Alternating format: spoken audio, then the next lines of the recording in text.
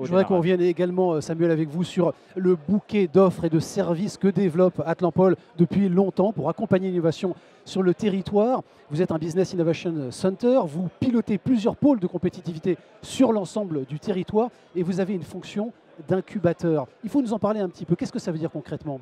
Alors, c'est vrai que notre rôle, finalement, c'est de développer l'économie, développer le territoire à travers l'innovation. Et l'innovation, elle vient de plein d'endroits, de plein de sources différentes. Et c'est très complémentaire. Et donc, on a développé, finalement, différentes activités au sein d'Atlampol qui permettent à la fois de faire émerger des beaux projets d'innovation avec un fort potentiel. Et parce que ça, ce n'est pas de la création ex nihilo, ça nécessite effectivement un temps de maturation, de développement de technologie. Et donc, les pôles de compétitivité, à travers des projets de recherche collaborative, par exemple, sont là pour financer et faire émerger des projets à potentiel. Et puis, c'est des porteurs de projets qui ont des idées, mais qu'il faut aider à formaliser, à donner de la crédibilité, valider un marché. Donc ça, c'est ça notre rôle au sein du BIC d'Atlampol, d'accompagner aussi ces projets-là. Et au départ, déjà, de les faire émerger et de leur donner la chance d'exister. Alors justement, vous parlez de porteurs de projets, ça tombe bien. Soufiane Ruibia, merci d'être avec nous. Vous êtes le fondateur et CEO de Easy Broadcast.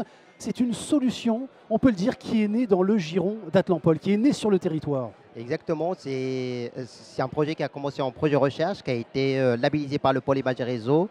Le montage du dossier a été fait dès le début par Atlampol et après dépôt de brevet financé par la région et la BPI.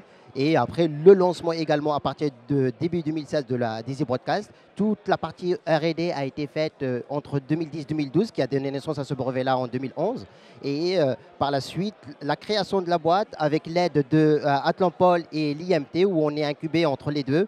Et après, ça a démarré son chemin. Le lancement, le recrutement, la levée de fonds par des financiers régionaux, enfin Go Capital et un fonds financier, un family office parisien. Et par la suite, le parcours que j'ai déjà présenté ce matin. Ce qu'il faut dire, Soufiane Ruibia, ce qui est extraordinaire, c'est que cette idée, vous l'aviez depuis longtemps, elle était restée sur les étagères parce que la techno n'était pas encore sur le marché. Vous êtes un visionnaire? Je ne sais pas si on peut le dire comme ça, pourquoi pas, mais c'est surtout le terreau qui fait qu'on arrive à voir loin. Le fait qu'on travaille sur des technos innovantes, ça nous permet de se projeter, de regarder pas mal de projets, pas mal de technos, pas mal d'innovations.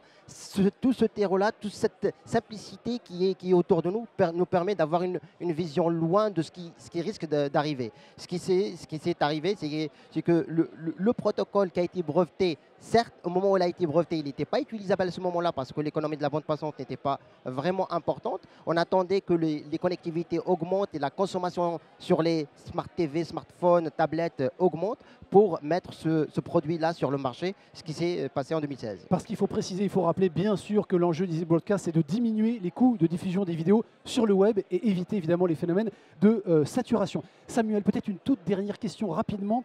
Est-ce qu'un très bon chercheur, est-ce qu'un très bon ingénieur fait forcément un très bon entrepreneur? Et est-ce que le rôle d'Atlampol, ce n'est pas aussi d'accompagner sur cette phase de mutation de l'un à l'autre?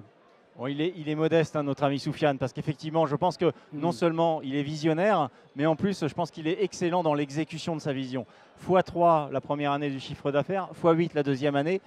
On peut dire, hein, c'est notre record pour l'instant à Atlampol. On n'a pas d'autres exemples, même si on a des très belles entreprises qui ont fait des très belles choses. Là, je pense qu'il a décroché la palme. Donc, je pense que c'est ça. C'est avoir la vision, la bonne vision, le marché, mais après, c'est la qualité d'exécution. Et notre rôle, c'est effectivement de l'accompagner, le chef d'entreprise, donc qui peut être au départ effectivement un chercheur, dans la réussite de son projet. Et la réussite, ça va passer par réussir à s'entourer, construire une équipe, combler les manques qu'il peut y avoir. C'est notre rôle à ses côtés d'essayer de les identifier et d'essayer d'apporter les réponses à ça.